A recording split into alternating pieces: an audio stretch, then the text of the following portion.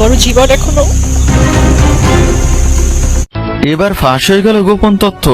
West Bengal iron lady Mamata বন্দ্যোপাধ্যায়কে অপমানের কারণে দিদি নাম্বার 1 থেকে ঘাড় ধাক্কা দিয়ে বের করে দেওয়া হলো রচনা ব্যানার্জিকে।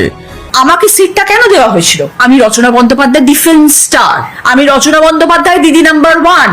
আমার ফেসটাকে কাজে লাগানোর জন্য হুগলি সিট আমাকে দেওয়া হয়েছিল, নাকি আমি একটা সাধারণ মধ্যবিত্ত পরিবারের অজানা একজন মানুষ যাকে ধরে বেঁধে নিয়ে আসা হয়েছিল? না। নাম যশ আর খ্যাতি কোনো কিছুর অভাব ছিল না রচনার, কিন্তু হঠাৎ করেই তার খায়েশ হলো রাজনীতি করার। তবে রাজনীতিতে দুমুখ সাপের ভূমিকায় রচনা। নিজ দলের প্রধান মমতার নামে বদনাম করেন তিনি।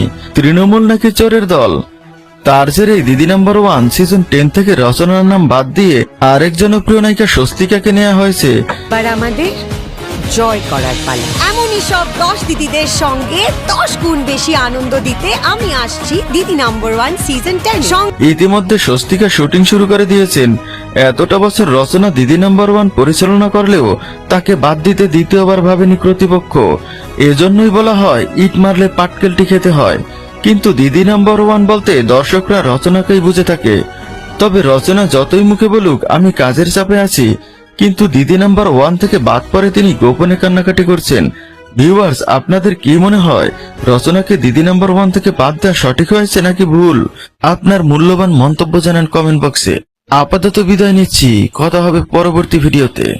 If you are enjoyed this video, please give it a thumbs up, and if you are new here, don't forget to subscribe this small channel and support us. That's all for today. Take care, stay safe, and see you in the next video. Thank you so much for watching.